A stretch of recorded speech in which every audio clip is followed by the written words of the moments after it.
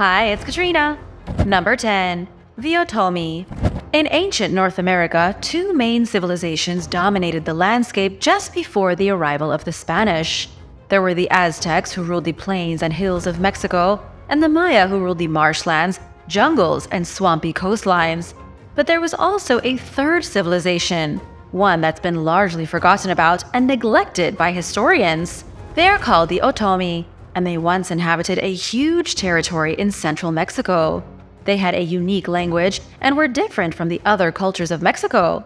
And apparently, they lived there for several thousand years before the Spanish ever arrived. Here's the most exciting part though. The Otomi are still around. Many of the descendants of these people currently live in the Mexican states of Querétaro and Hidalgo. In 2015, an estimated 670,000 Otomi descendants were living in Mexico, making them the fifth largest ethnic group in the nation. Even though the Maya and the Aztec went extinct, their people didn't completely vanish, and neither did the Otomi.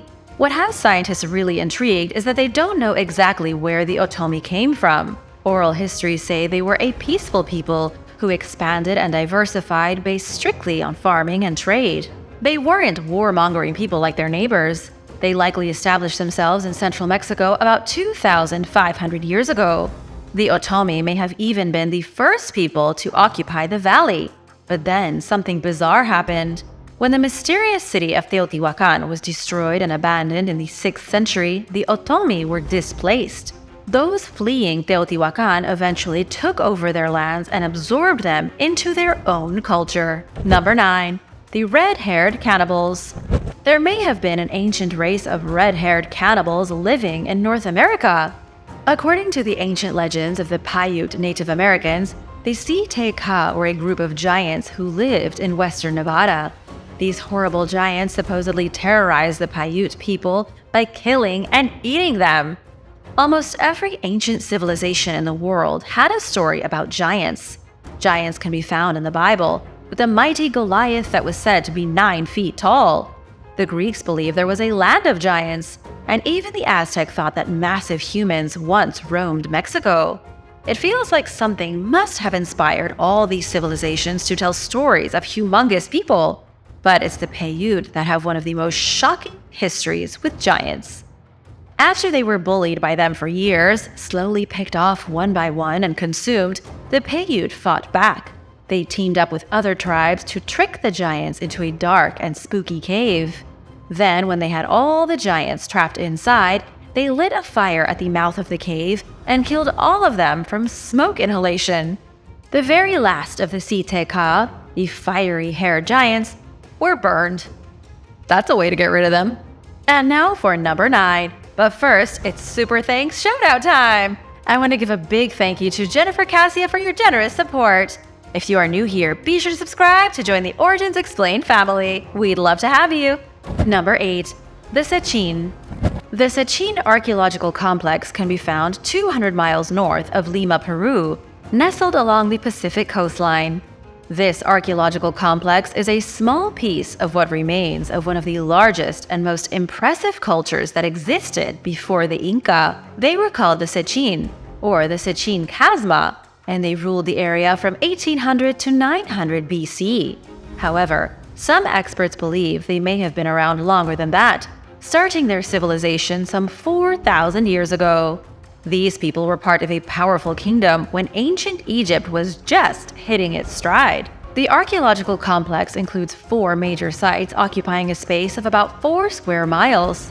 The most impressive by far is the pyramid, called Sechin Alto. It's a pyramid with a flat top that stands 115 feet tall and has a length of 984 feet. It's situated at the very center of the ancient complex. And much like how the Great Pyramid of Giza was once covered in pale white stone, so too was this pyramid dressed in granite blocks. Although now, the pyramid looks like an ordinary hill. If you were to walk by it, you wouldn't even realize it had ever been a structure. It's completely melted now and looks like a pile of dirt. However, don't let this pile of dirt fool you. Sechin Alto is believed to be the biggest pre-Columbian monument in all of Peru. When it was built about 3,600 years ago, it was the largest construction anywhere in the Americas. Even though it's a shell of what it once was, it's still a testament to the mysterious people who built it. Number 7. The Lost Sagini. According to the legends, the kingdom of Sagini was a powerful realm ruled by pale blonde men who were wealthy in gold and gemstones. However, nobody knows if this kingdom ever existed for real, or if native Canadians used the story to trick the French. Whether they were real or not, tales of the kingdom of Sagini and the untold wealth of the Canadian wilderness helped motivate France to claim Canada for itself. You may know a lot about the discoveries made by Christopher Columbus and Ferdinand Magellan, but fewer people know about Jacques Cartier's arrival in Newfoundland in 1534. He explored the maritime region of Canada, believing it was Asia. He even captured natives and took them back to France as prisoners to show the king. His second voyage was funded in 1535, and he went back with a lot more firepower. The French would eventually arrive in what is now Montreal. It was here where the natives told the French about the kingdom of Sagini. The kingdom was supposedly occupied by men with pale skin and blonde hair, and apparently there were a lot of them. They were also rich in gold, copper, and other valuable metals. But that winter, most of Cartier's crew died from scurvy. Only a handful survived, and nobody ever met any residents of the kingdom of Sagini. The French looked for the place for years, but it was never discovered. These days, scholars believe the natives were trying to trick the gold-obsessed French into dying in the wilderness. Others believe the kingdom was real and was made up of Vikings who had already been in North America for hundreds of years. What do you think? Let me know in the comments below. Number 6. The Wadi. The Wadi state was one of the first truly dominant empires in the Andean region of Peru. They controlled a vast portion of the Peruvian highlands, and they managed to do it by absorbing smaller and less capable cultures into their own kingdom. The Wadi, much like the Romans, then built a complex network of roads and highways to connect their individual settlements. They conquered and they innovated. In fact, when the Inca Empire emerged about 400 years later, they repurposed the roads built by the Wadi and used them to advance their own kingdom. It all started around 600 AD. From their capital of Wadi in the southern highlands, the Wadi went on the attack. It's not clear where exactly they came from or when their city was built in the first place, but the expansion began around 1,400 years ago. The Wadi armies poured through the valleys and into the coastlands, where they dominated everyone in their path. They took captives and used brutal force, but expanded peacefully where possible. What's really interesting is that they brought with them advanced scientific knowledge. Those who they could beat without a fight were swayed by things like irrigation and more sophisticated agricultural techniques. However, the Wadi state came to a halt around the year 1000. Much like how the Roman Empire grew far too big for its own good, so too did the Wadi Empire. All those roads allowed for easier fighting between various cities and tribes. Internal chaos worsened by a series of droughts cracked open the Wadi civilization. Soon enough, they collapsed under their own weight. Number 5. The Mystery Outside Bethlehem. A tour guide found an ancient 2,800-year-old pillar under an orchard in Palestine. The mysterious pillar, discovered near Bethlehem, appears to have been built around the 9th century BC. That was during the days when the first temple still stood in Jerusalem. However, the first temple was later destroyed by King Nebuchadnezzar of Babylon around 586 BC. The remains of this structure are in one of the most politically sensitive areas in the world, the West Bank, and for this reason, excavations have proved pretty much impossible. However, prominent Israeli archaeologist Yosef Garfinkel did visit the site and confirmed the remains to be monumental. He also confirmed the dating and said the pillar likely marks the entrance to an ancient water tunnel moving deep underground. When this thing was made, it would have been a huge construction. It would have been a grand water project, something established by the Judean kings who ruled from nearby Jerusalem. It may have even been King Hezekiah from the Bible who helped fund the building project. Number 4. The Essenes. The Essenes weren't necessarily a civilization of their own. Instead, they were an extremely mysterious sect of Judaism that appeared around the 2nd century BC. The Essenes established themselves at the city of Qumran and were strictly dedicated to Jewish scripture. Many scholars believe they were responsible for writing the Dead Sea Scrolls. Even by other Jewish sects of the day, they were considered strange and extreme. They had a firm belief that there was only good and evil in the world, and that all history was predestined. They even believed that the apocalypse would happen soon. Because the Essenes were obsessed with writing things down, we have a very good idea of what views they held. We haven't had to do a lot of interpretation based on archaeological evidence because they really wrote down everything they thought. For the Essenes, the world was a bad place. They believed that they lived in an era of violence and evil. They also believed that a future age of perfection was coming when God would finally correct humanity and abolish the unbelievers. They were also some of the earliest religious people who theorized that there was a great agent of evil causing problems for humanity. This figure would come to be known as the devil. But what happened to these apocalyptic mystics? In the end, they were annihilated in a war against Rome. It's believed the very last of them were killed at Masada, or at the massacre of Qumran in 68 AD. Number 3. The Kerma culture of Nubia. In the lands of Nubia to the south of Egypt, there were many powerful states that came and went. One of the most noteworthy was the Kerma culture. They became the most powerful Nubian state starting around 2500 BC.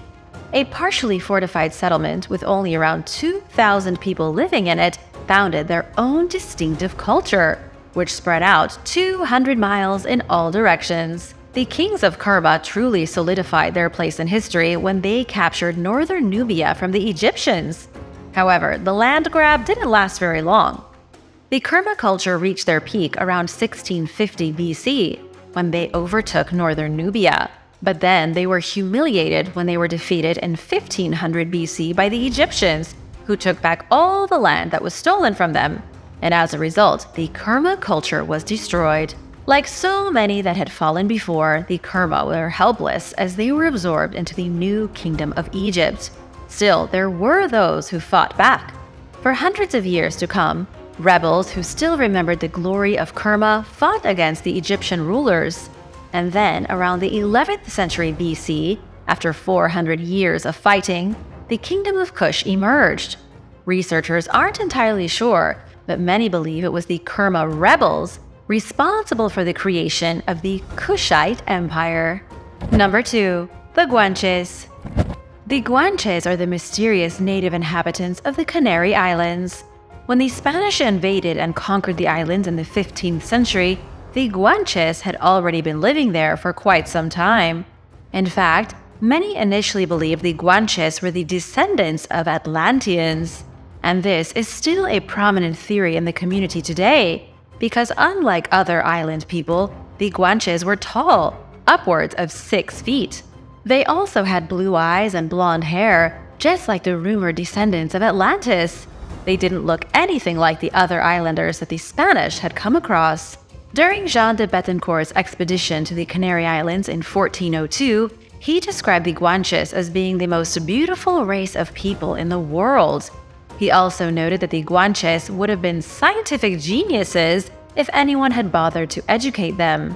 Instead, the Guanches lived a simple life of survival. They caught fish for food and had no idea how to work metal, and apparently they hadn't progressed much beyond the Stone Age. Many wonder if this was on purpose, if the Guanches simply enjoyed living a primitive existence. Whatever the case may be, the Guanches were and are truly exceptional. They were also extremely advanced socially when the Spanish found them. They had progressed far beyond many European nations when it came to equal rights. The Europeans were shocked to see that divorce was common, and that many women had 2 or 3 husbands. I don't know how they had time for that, but you know. Number 1. The Bocconi Ruins. In South Africa's Mpumalanga province, there is a group of ruins that have intrigued scientists for decades. The ruins are in an area of hills known to the locals as the Place of Happiness. It's located in a remote and tranquil location, holding the remnants of a lost civilization. The ruins were likely made by the enigmatic Bocconi people who lived here in the 16th century. But nobody knows if that's true or not. Many believe the Bocconi built the ruins thousands of years earlier.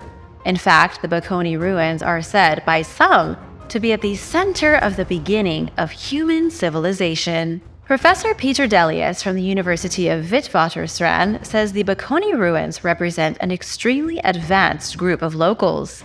It's clear the Bocconi were using progressive agricultural techniques and were on the cutting edge of innovation. We can see the exact way the Bocconi affected the landscape. They were doing crop rotations and managing livestock, and even boosted agricultural yields in the grasslands. They built stone-walled mazes in their spare time, and also worked on terraced fields, road networks, and small homesteads. This is one interpretation of the mysterious ruins.